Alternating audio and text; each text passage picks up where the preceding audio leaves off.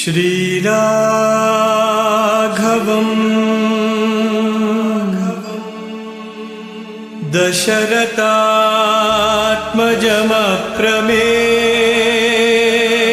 दशरथात्मजमप्रमेयम्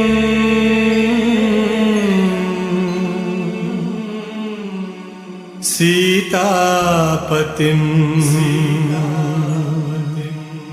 रघुकुलान्मयरत्नदीपम्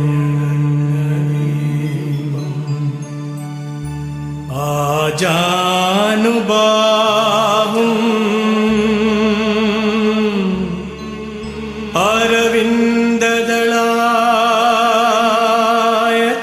अरविन्ददलायताक्षम्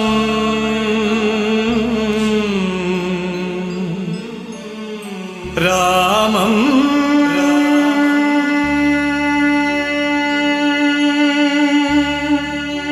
निशाचर विनाशकरम्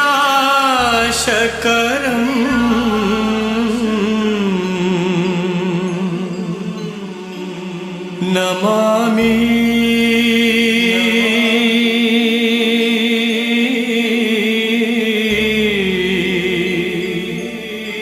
Namami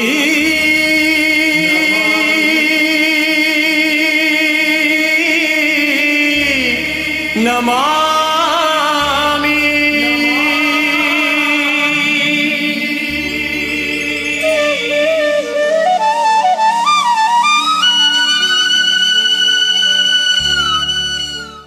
Ramakatha Rasavahini.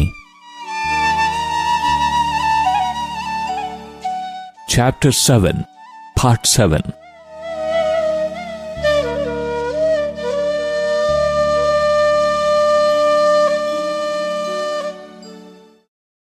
Upon Emperor Janaka's suggestion of the marriages of Bharata and Shatrughna, the sages Vasishtha, Vamadeva, Vishwamitra and others deliberated among themselves. Dasharatha was easily persuaded to assent, and they informed Janaka. O king, the two royal clans, the Ikshvaku and the Videha, are filled with holy traditions, the sanctity of which is beyond measurement. The greatness of these two dynasties cannot be measured and described by anyone, however learned or proficient.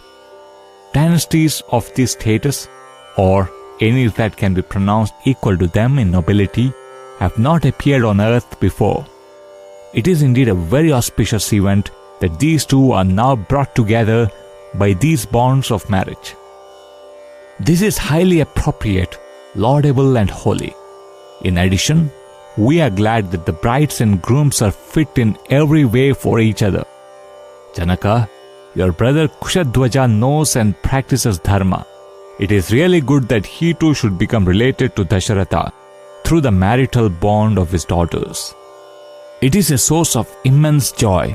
Hence, we are ready to bless the marriages of his daughters Mandavi and Shrutakirti with Bharata and Shatrughna. Our wish is that these royal dynasties be bound close by these marriages. Janaka and Kushadwaja fell prostrate before the sages, overcome with delight at their wish being fulfilled. This is no ordinary event. How fortunate we are to have been blessed with this consummation. How lucky that the sages agreed to this proposal and eased the path. Sages never encourage inauspicious happenings.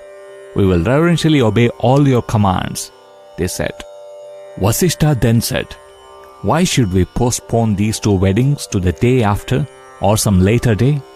Tomorrow is auspicious for all. It will be very good if all 4 weddings are celebrated on the same day. Janaka replied, I am blessed indeed. Worthy preceptor, Emperor Dasharatha has long been your disciple, executing whatever you commanded. From this day, we brothers are also your disciples. All our burdens are on your shoulders. Direct us how to proceed and how to act.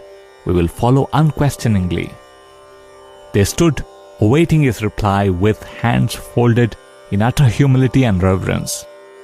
Dasharatha rose and said, the virtues I find in you two cannot be described in words. You have made excellent arrangements for the stay and reception of such a magnificent array of Maharajas and great sages, as well as the vast mass of people who thronged the city. I'll go back to my residence now and carry on the rites of prosperity and completion of studenthood with full concordance with Vedic prescription.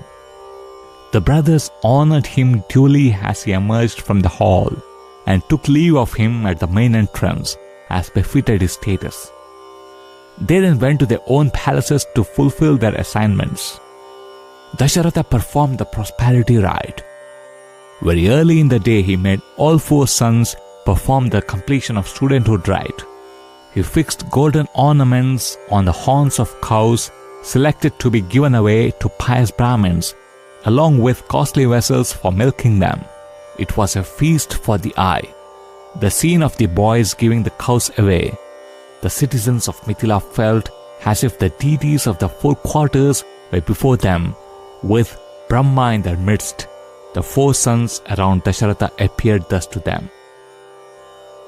While this gift was going on, Yudhajit, the prince of Kekaya, the brother of Queen Kaikeyi, his father yearned to have his grandson Bharata with him for some time, so he had hurried to Ayodhya, but he learned there that the royal family had left for Mithila for Rama's marriage.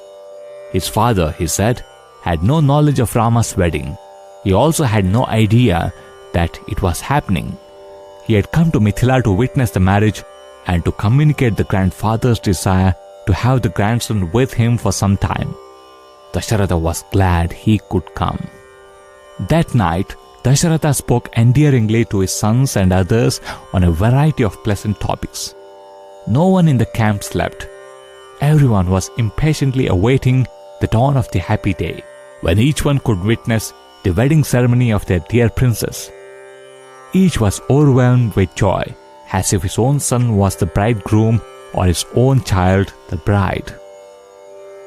Their spiritual bliss can be compared only to the bliss of realizing Brahman.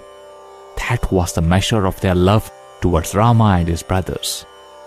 Early in the morning, Janaka proceeded to the special dais on which the rituals of the wedding were to be gone through, accompanied by a highly spiritual splendor-showering group of sages. He completed the preliminary rites and was awaiting the arrival of the bridegrooms and their parents and kinsmen. Rama, Lakshmana, Bharata and Shatrughna had their ceremonial baths. They wore yellow silken dresses and had silk cloth wound around their heads. They were bedecked with many ornaments studded with diamonds and sapphires, and gave the impression that they were alluring, heart-captivating gods come down from heaven. The auspicious hour, named victory, drew near, and they approached the dais preceded by musicians whose instruments struck up a melody that reached the dome of heaven. The counselors of the court, the feudatory rulers, and their attendants followed them, carrying huge plates of jewels, silk cloths, gold coins and other auspicious articles essential for the ceremony. The populace gazed upon their beauty and prowess without even blinking an eye. They confided to each other that the dignity of their bearing marked them out as divine and not human at all. What charm! What a surge of beauty! They are denizens of heaven come down on earth. They whispered among themselves as the bridegrooms passed between the thick rows of onlookers. Women swore they had never cast eyes on such charming princes. Every window and terrace was packed to overflowing. At last, the princess reached the dais and sat down. Janaka and Kushadhwaja brought their daughters to the dais. They had been given ceremonial baths and had been elaborately and beautifully decorated as befitted brides on the wedding day. They wore veils and followed their fathers, with thousands of maids following them, carrying fruits and flowers, heaps of red and yellow cosmetic fragments, rice grains, jewels and gems. It seemed as if the treasures of Mithila were flowing in a full scintillating stream in the wake of the wedding. The 4 brides shone like magnificent lamps. They sat face to face, Rama, Lakshmana, Bharata and Shatrughna on one side, and Sita, Urmila, Mandavi and Shrutakirti opposite them. A velvet cloth was held as a screen between. The residents and nobles of Ayodhya sat behind Dasharatha, and the residents of Mithila and those invited for the wedding ceremony by Janaka sat behind him on the elevated dais. The eyes of all were drawn by the elaborate, artistic and rich decorations that distinguished the marriage shamiana. It was all gold, silver, and flower and silk and velvet, festoons and flags, candelabras and columns, arches and finials. One could not take an eye off any of these once it drew one's attention. The vast area was filled to overflowing with kinsmen and well-wishers. It looked as if Mithila itself was experiencing the thrill of the wedding and enjoying the celebrations as if they were her own. Soon, Dasharatha rose and politely reminded the preceptor Vasishtha, "Why should we delay?" Hearing this, Janaka stood before Vasishtha with folded arms, praying for him to officiate at the ceremony. Vasishtha agreed, and with Vishwamitra and Satananda accompanying him, he lit the sacrificial fire in the center of the dais, while Vedic scholars and experts in Vedic recitation raised their voices and repeated hymns appropriate for the auspicious ceremony. They arranged around the altar of fire golden plates decorated with flowers and sandal paste, and full of tender sprouts of 9 species of grains. There were also incense burners, sacred spoons for offering oblations in the holy flames, golden water pots, cups, and other such articles essential for the rite. They spread the holy kusa grass thick on the floor, so that it lay as level and as smooth as laid down in the texts. Then they began to pour oblations into the fire while reciting the hymns that assure happiness and prosperity to the brides and bridegrooms. Every rite was gone through with meticulous accuracy and correctitude. The initiatory threads were tied on the wrists of the princes and princesses. The next rite was the rite of gifting the brides. Vasishtha asked Janaka to come forward. He came near the sacred fire enclosure dressed in regal splendor and wearing all regal jewels. As directed by the sage, he held Sita's hands and placed them in Rama's outstretched palms. Coconut, symbolizing prosperity, had already been placed in Rama's palms, and after Sita's hands rested on it, milk was poured on the hands by Janaka as part of the ceremony of gifting. Janaka spoke these words, "Rama, here is Sita, my daughter. She will tread your dharmic path from now on. Accept her. She brings prosperity, peace, and joy. Hold her hand with yours. She is highly virtuous and true. From this moment, she will follow you like your shadow forever." With these words, he poured water on Rama's hands to set the seal on the gift. Then he came near Lakshmana. "Lakshmana, I give you this bride, Urmila. Accept her." With the prescribed mantras, he completed the ceremony of gifting her to the bridegroom. Similarly, he approached Bharata and, pronouncing the Vedic mantras traditionally used for the wedding, gifted Mandavi to him as his bride. In the same manner, Shrutakirti was gifted by him to Shatrughna with a pouring of holy water and Vedic recitation. After this, scholars well versed in Vedic lore completed the customary rites and rituals for drawing upon wedded couples the grace of the gods. Then Janaka rose and, standing in the center of the dais, announced to the bridegrooms, "Darlings, our daughters are to be installed as mistresses of your households. Auspicious moment has come." As soon as he said this, with the blessings and approval of Vishwamitra, the 4 brothers each held his bride by the hand and circumambulated first the sacred fire and then Janaka and Vasishtha the preceptor and prostrated before them. While they were doing so, showers of flower fell upon them. Joyous music rose from a galaxy of instruments. The distinguished gathering acclaimed the moment and scattered rice grains on their heads, wishing them all the best in life. The jubilation with which they cheered, "Jai! Jai!" shook the sky and filled all ears with delight.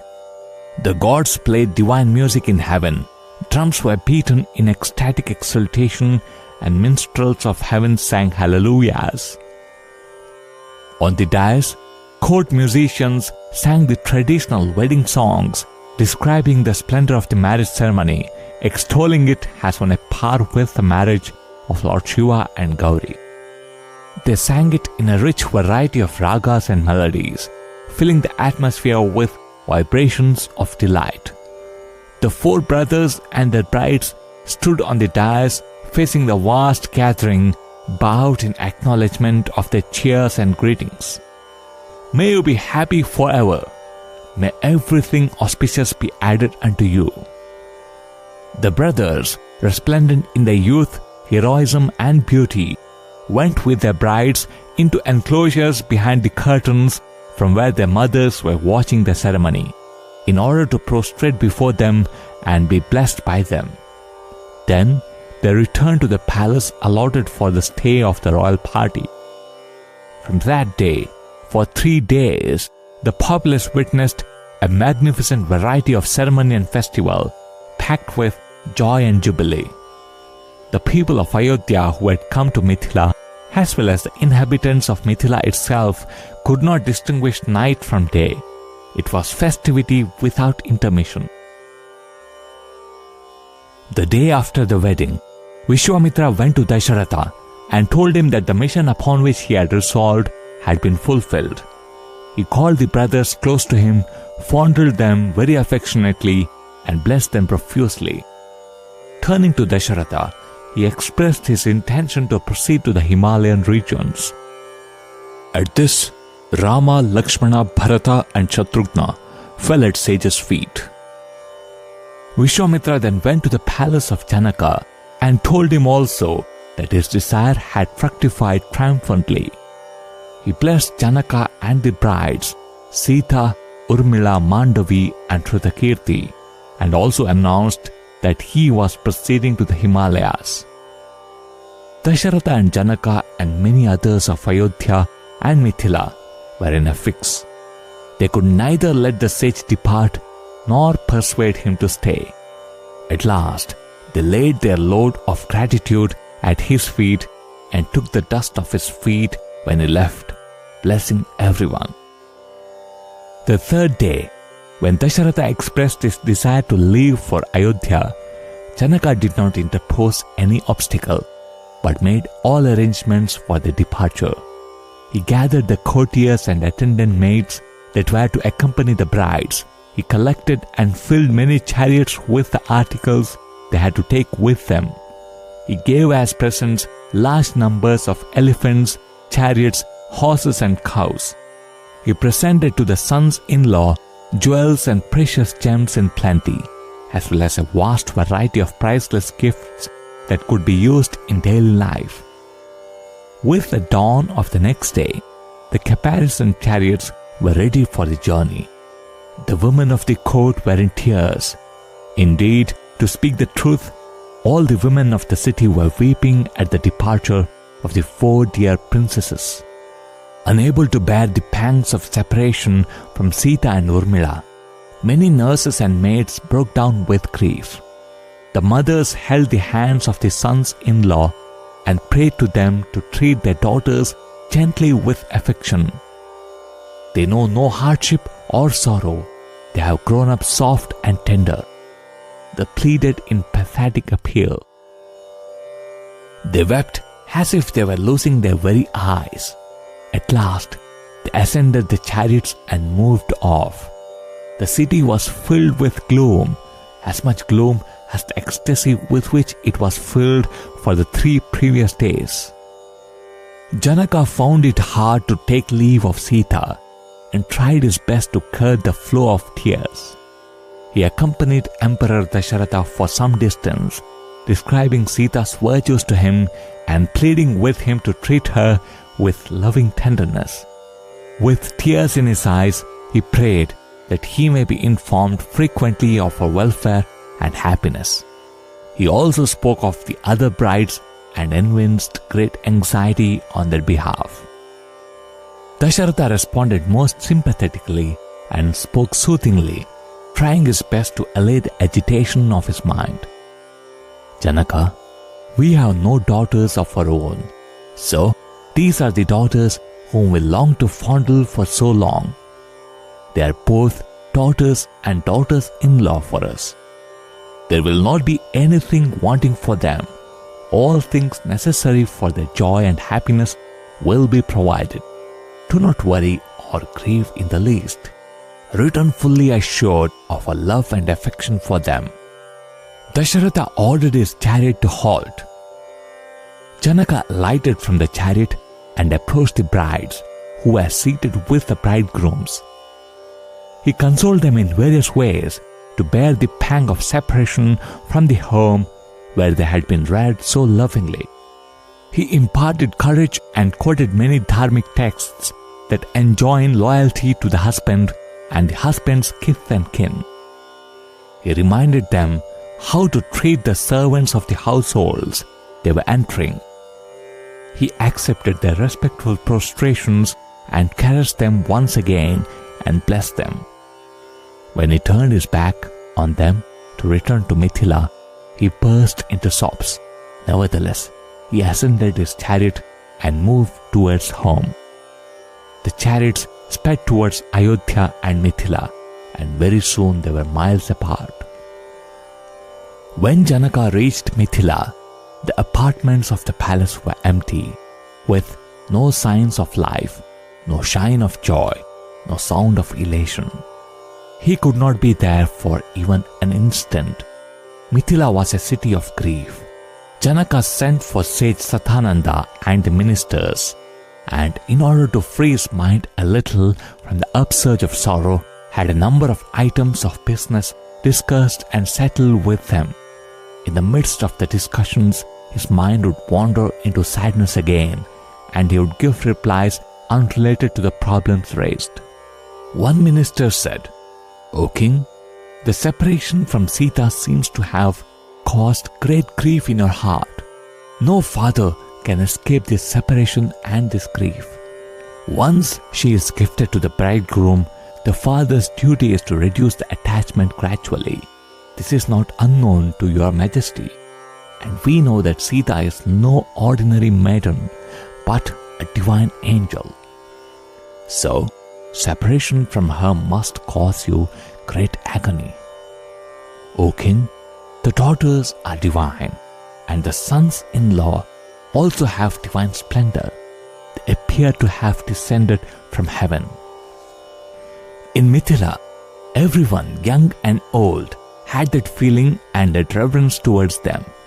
It is really a wondrous coincidence that such bridegrooms have been wedded to such brides, worthy in every way, in physical, mental, intellectual and spiritual characteristics, in status, wealth, power, family honor, dynasty sanctity and religious faith. This cannot happen to all. Therefore, the daughters will have happiness without the least diminution. Their lives will be filled with greater and greater joy as the years roll by." The ministers recalled the grandeur of the marriage celebrations and calmed the agitated mind of Janaka. They engaged themselves in consoling him and restoring his equanimity and mental peace. End of Chapter 7. Sai Ram. Shri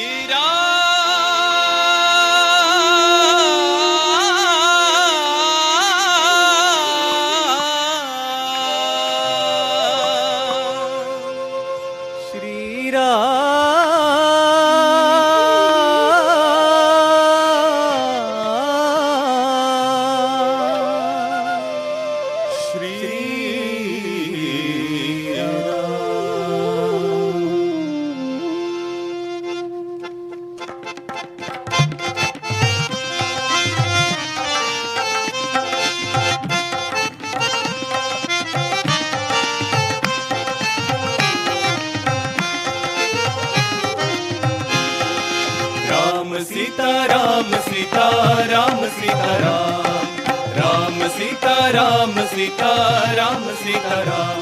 Shri Ram ji की महिमा अपार, राम जी की महिमा अपार।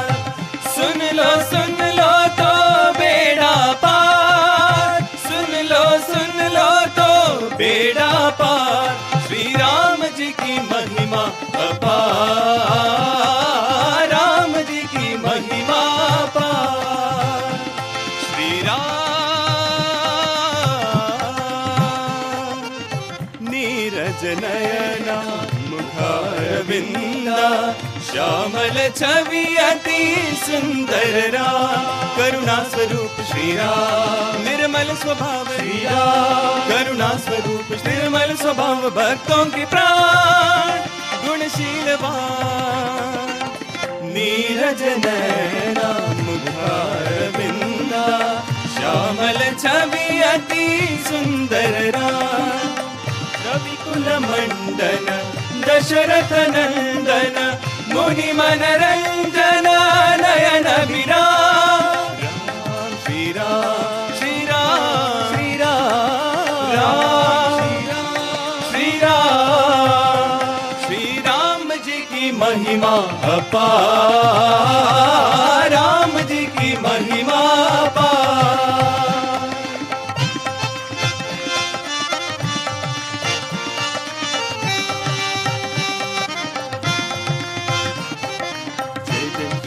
जय जय श्री राम, जय जय श्री राम, जय जय श्री राम।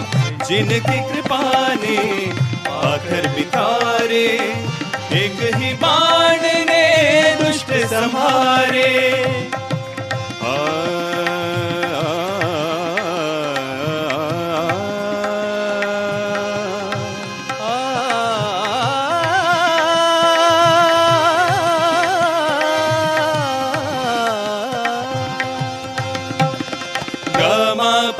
बसानी पनि पनि पम पम ग म ग सा नि सा ग म पनि द प ग सा नि सा ग म पनि नि प सा सा पनि पम पम ग म सा नि प म नि प म ग ग सा ग म पनि नि नि द द द प। जिनकी कृपा ने पाथर बितारे, एक ही बाण ने दुष्ट संहारे। चरणों की धूल ने पापी उतारे, जन्मदिन उन्हीं का मना लो आज, जन्मदिन उन्हीं का मना लो आज। मुबारक हो सबको जन्मदिन की रात। रघुपति राघव राजा राम, पतित पावन सीताराम। रघुपति राघव राजा राम, पतित पावन सीताराम। राम सीता राम सीता राम सीता राम, राम सीता राम सीता राम सीता राम। श्री राम जी की महिमा अपार, राम जी की महिमा अपार। सुन लो तो